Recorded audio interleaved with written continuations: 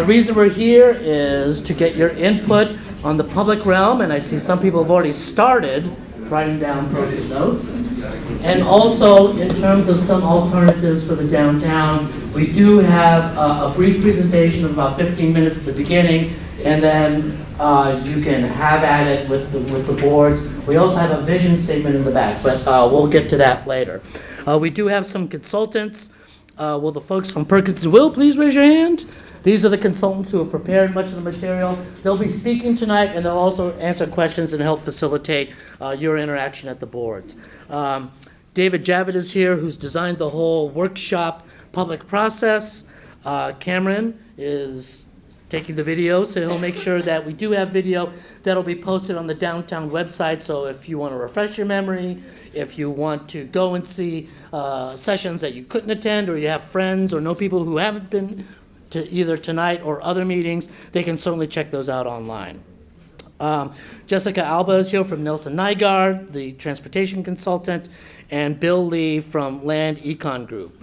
So if there are questions about projections and such, I'll have a brief slide, but you'll also be available for questions. So again, all the city staff and consultants are here to do two things. If you have a question, ask us. We may or may not have the answer, but please ask us. They'll also help to facilitate the whole exercise here.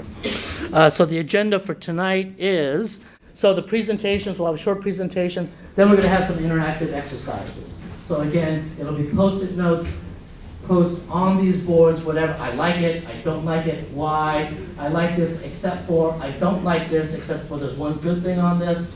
So please, anything that you want to write down, it's helpful for us if we know why. But if you just want to say yes, no, you can do that. So basically, whatever you want to write down on a post-it note on these boards, you can. So just in terms of a process, I won't go into this in detail. Some of you have been at the tasting talks where it's more informative to give information. And we've also had a series of workshops. Some of you might remember the Lego workshop. So this is a continuation of the whole process. We're now at the stage where we might talk about some alternatives and then go further on. But we are by no means, into the formal evaluation process for what the preferred alternative, that's a ways away. So what we're trying to do is two things: see what your input is, and with respect to some of the things that are on the boards, did we get it right? So speaking of get it right, here are some of the comments, and these are just brief comments, but many of you have come to previous workshops. Yes, some of you had entered in on the website, some have had conversations, some of you sent emails. These are the range, and you'll also see along the boards, as well as during the presentations by Perkins and Will, some of the more refined comments that we've gotten. Because your comment is not on a board does not mean that we haven't got it. But we only got so much space, we only have so many slides, so we can't put every single comment, but we do take a look at all the comments, regardless of how they're provided. So again, tonight, the purpose of the workshop, let's see if we can come up.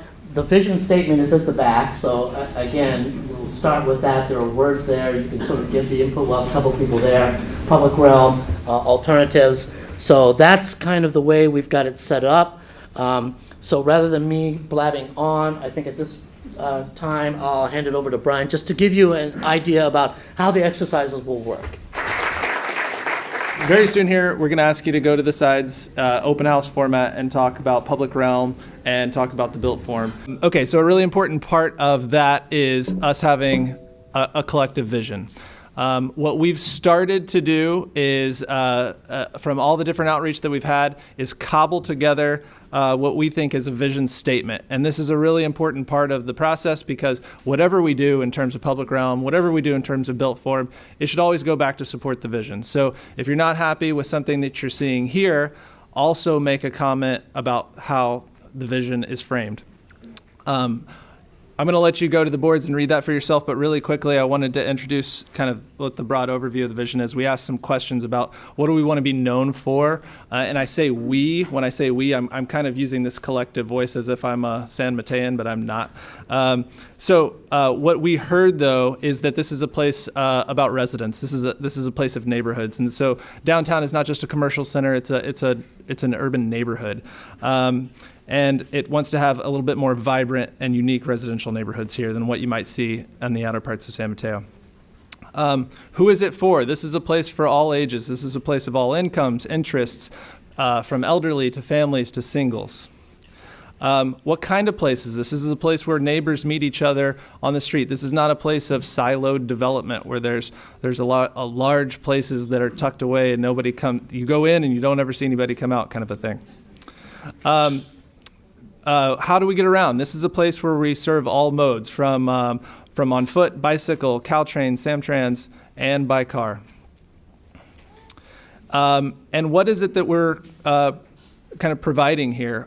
We talked about how this is a neighborhood, and what we are is in a downtown. So we want to provide the best of urban living. And what does that look like for downtown? That's up for you to decide, and it's largely on that public realm framework. And this is another message we heard a lot about, the historic district that we have, the asset that it is, and that we want to be a place that preserves those layers of the past and makes it very evident to the people and the new generations of the story of San Mateo, where it's coming and where it's going.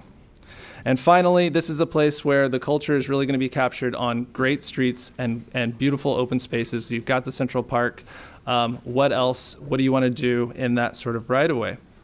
And that leads us to how this has been framed not only today, but from the very beginning in our workshops. We've always seen this as a two-part vision, part public realm and part built form. And this picture just kind of tells you really easily what we mean by that.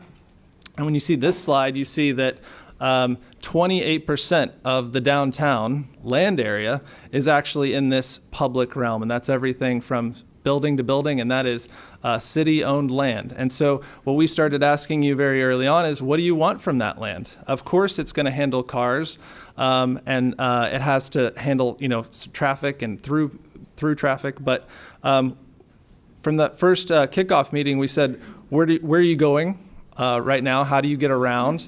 And we started marking that, listening to that, and then in future workshops, we were asking about, what are the places that you go and what do you like to do? Where are the loved places in downtown?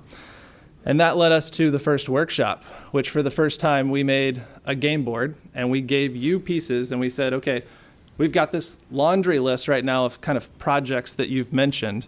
Now you tell us, pick them up, put them where you think they should go, where should they go and how much of it do you want? That kind of thing. So, the first part of the framework I'm going to go through, there's if you look on the board, or if you've already seen, there's kind of 7 categories. I'm going to go through the first few, and then I'll set it up for Jessica to take over from that point. But the real start of the framework is what we are calling the heart, and it's the historic district. This is where, when people took their boards and they started marking where they wanted streetscape improvements, wider sidewalks, things like that, it was the downtown core that got the most sort of markings and comments and placemaking ideas. And those ideas ranged from just, give us a better crosswalk and an adequate sidewalk to these elaborate ideas of like maybe our streets could act like linear parks that connect, from Central Park into the Caltrain station or something like that. So what we did was we organized kind of a simple way of taking those ideas and applying them. The core, the historic core, which is B Street and 3rd Ave, would get sort of the highest degree of public pedestrian improvement. And that's because this is the heart. This is where we want slow-moving traffic. We want people to feel comfortable crossing the street. We want bikes, that kind of thing. The next little area around that is the retail core. Also very important, and this is where the shops are. This is where most of the destinations on that board where people were marking where they like to go, this is where they were. And so a lot of stuff about outdoor dining, a lot of stuff about those safer crosswalks, maybe better amenities, bike racks, things like this, more access. And then finally, the outer shell of this is the residential areas. And the predominant message that we heard there was really about connecting in and wanting, better, safer connections from east of the tracks to come in, also El Camino Real. And so identifying some of these connections was a big part of that category. And that's a segue into intersections. in order for us to be able to get around safely in downtown and around downtown and getting from our neighborhoods into downtown, we have an opportunity to make our intersections more pleasant and safer. So we're looking for safe crossings. We're also looking for opportunities for gateways into downtown, but also from downtown, potentially into the neighborhoods. So we want to strengthen the connections to the retail core, and it could become a feature of downtown. So we use these intersections to make them more pleasant to cross into downtown. On the east side of the tracks, for instance, on Claremont, up at B Street and Tilton, we have a couple of on Baldwin, at Central Park, both at 5th Avenue and 9th Avenue, and also at 3rd Avenue on El Camino Real. So these are opportunities to really make it clear that we're entering into the downtown area. If you have suggestions for other locations, or if you want to provide feedback about a specific location, there's opportunity to do so on the 4th column on the Public Realm Framework Board. We also have opportunities to improve bike infrastructure, and this is especially from the adjacent cities, the region as a whole, and from the residential neighborhoods surrounding downtown.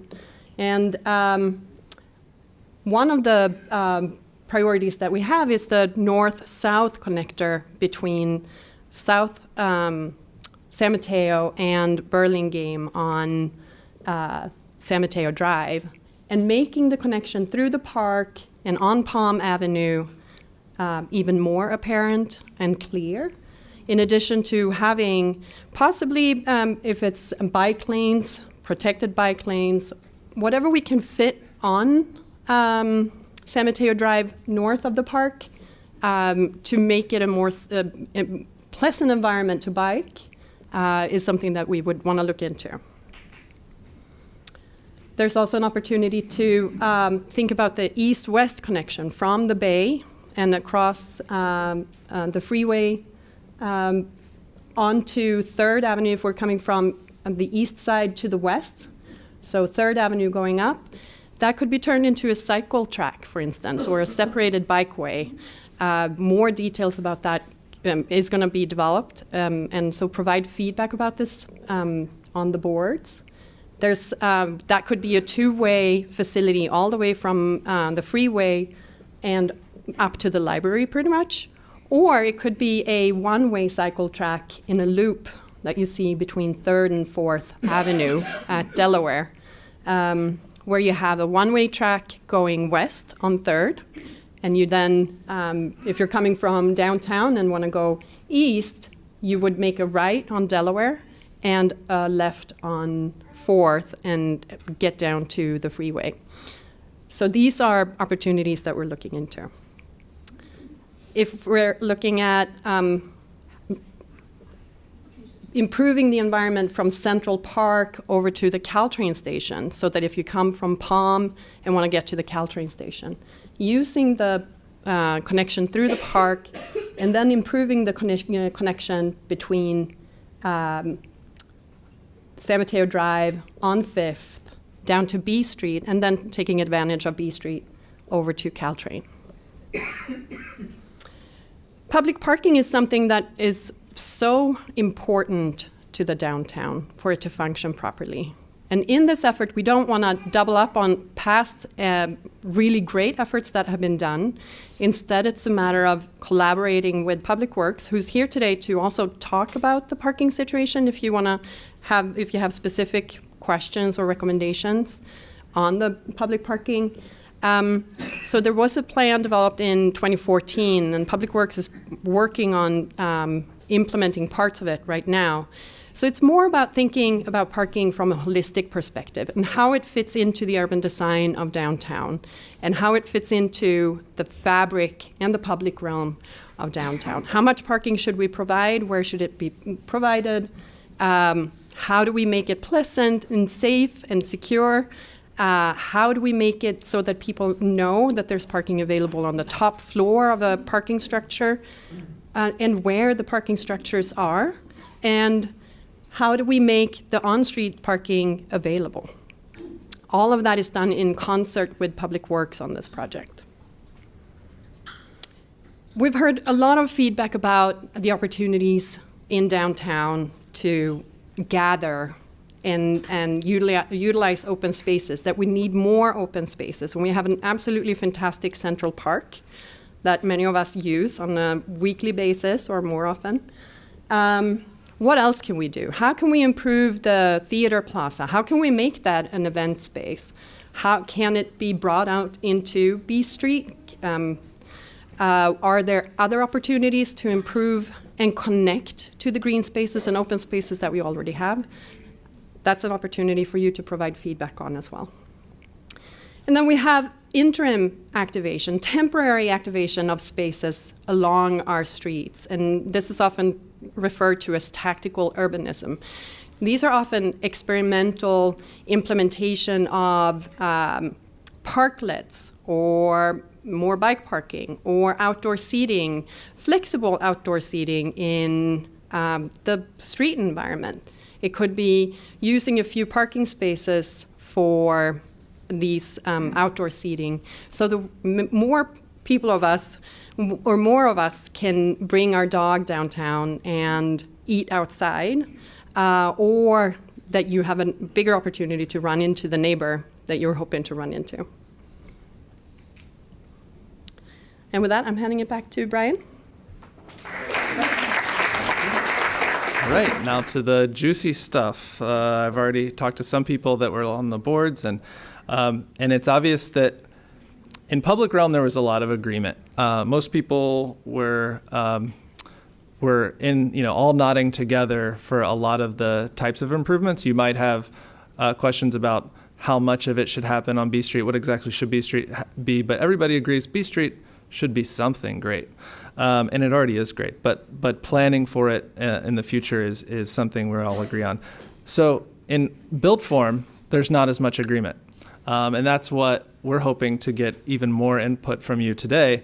If you remember workshop 1, for those of you that were here, we had the game board, and the second part of that game board was we give you Legos, and we said tell us where you see new development fitting best in downtown, and how much of it do you think should be here? And we gave some metrics to say this is what the market says. This is what some of our panelists who shared, like, what it takes to become a vibrant neighborhood that's sort of an active place all day long. What that takes, and you guys gave us a wide variety of options. We saw everything from towers to some tables saying, no, we're not going to use the Legos. It's actually the development that we're getting right now is enough. Maybe it's even too much, and we don't want more. So we think we did a really honest approach to this and tried to listen to the voices. There were a lot of voices, but they came, and we tried to put them in 3 basic categories. The first voice, the first message that we heard, things are great the way they are, don't change anything. And this is mainly related to heights and density. The second message we heard was, you know what, heights are most important to me. I'm passionate about more housing.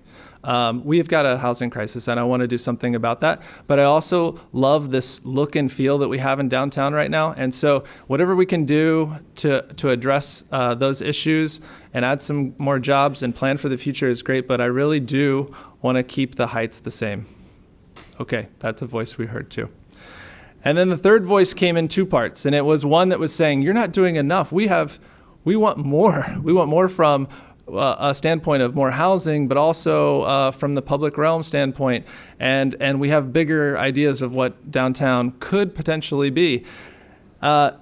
In combination with another voice that said, wait, I want less. I want less, actually, especially in this area, maybe more in the residential area. I think we're actually already too high, and I'd prefer that zoning go down. So we transferred these 3 big messages into 3 conceptual alternatives, and that's what we're going to present to you today, and that's what we're hoping you'll get a lot of time on. So I'll try and go through this quickly so you can speak to us in person and ask questions. Option 1 is existing height limits remain, existing dwelling units remain, and maybe this is, or I can say, when we talk about built form, we're not necessarily talking about the aesthetics of that right now. What we're talking about are the behind the curtain, there are these dials that control the way buildings end up looking, and they really control height and density. And density can be in dwelling units per acre, which is about how many people are in that building, or it can be about floor area ratio, which is about the massing and the bulk of that building.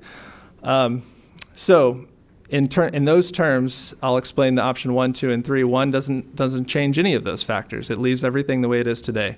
The second option says height will not change. Height is going to stay what it is today, but you can do more inside that box. I'm willing to do more inside that box. And the third option is about saying it's not about a blanket statement. It's about focused growth somewhere and then lowered growth in another place. So we often heard that related to Caltrain transit, being closer to the amenities of downtown. And then in gateway area and residential areas going lower. So to put that into another way of talking about it, pretend this is a little building in downtown, and that red line represents what is the most common height limit in downtown right now, which is 55 feet. And those little boxes inside that building represent the density. And so, as I said, nothing's changing in 1. And this is all 2 is about. 2 is about that red line. The building does not go any higher. So the form of that building will more or less look the same from the outside. But on the inside, you're going to start to see more units or more density. And that can be a range of sizes. So you're still getting that families and then the small units too. But what that does is it also adds to the affordability. The more units that are in that building, the more affordable some of those units will be. The third option shows that one building is breaking that line and the other building is going back down from that line. And that's the idea, so that things in the residential areas where it's lower density, we're going to transition to a smaller height or a lower height, and where we want to get more bang for the buck, like for people to actually maybe not have 2 cars or just use more transit for their commuting or be able to walk into downtown instead of riding a car into the grocery store. That is the idea behind the building to the left. So where is this happening? What we have for you on the screen to the left is this is actually the heights zoning map of downtown today. And so those heights are what you see. They're in 3 categories: 75, 55, 35. And predominantly it's 55 feet high. In order to get to 75 feet high, you have to provide additional benefit of some sort. And it's not exactly clear what that is right now. That's part of this process too, is to bring some clarity to what we want from that. But let's walk to option 2. And if you look at the map, I'm going to go back and forth here. The map on the left doesn't change. And that was just the point of that slide, is to show that the building to the right, you get more units, but the zoning doesn't change. Now let's move to the third option, and you see that change happening. And the way we've drawn this is we show around transit, and I'll just go back and forth a few times to help you see the transition. But around transit and along the rail corridor, east side of the tracks, those heights go up. And then what you see is east of Delaware, those heights go back down to 35 feet. So in a nutshell, this is what the 3 alternatives are for the built form. And we can go into more detail and answer more questions at the stations. But there's one other topic to this, which I want to let Bill speak to. And it was something Aaron Ackman, who was at our Taste and Talk, touched upon, which is community benefits. Should you upzone, select an alternative that has either more density or more height, the land economics is such that there is a windfall to the property owner, developer property owner, but primarily to the property owner. And this graph shows, the red bar shows that break even is about $350 per square foot of land value. This second bar, the green bar, is a 3-story office building. It's quite feasible.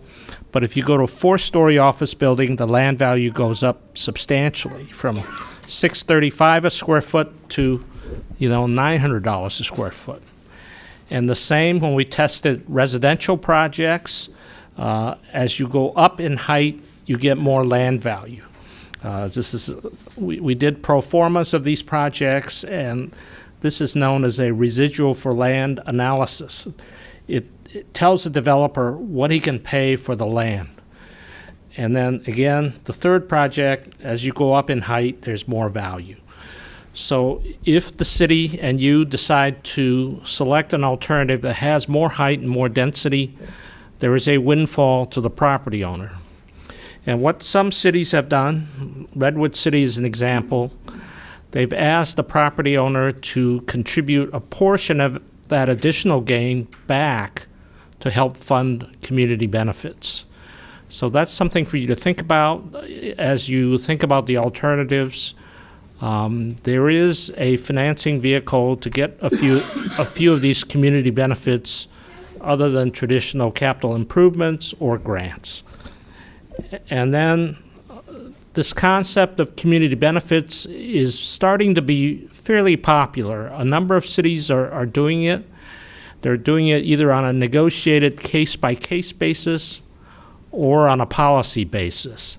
So we're sort of thinking about all these issues now, and it's going to depend on what you come up with.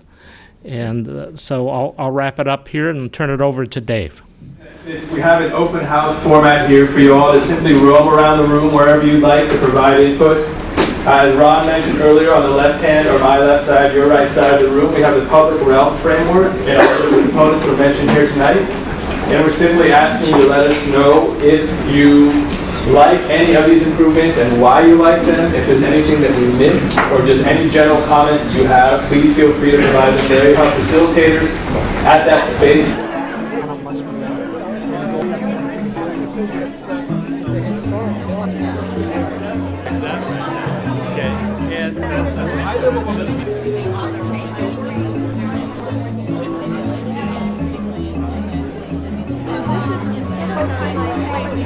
But there it is. That's what we're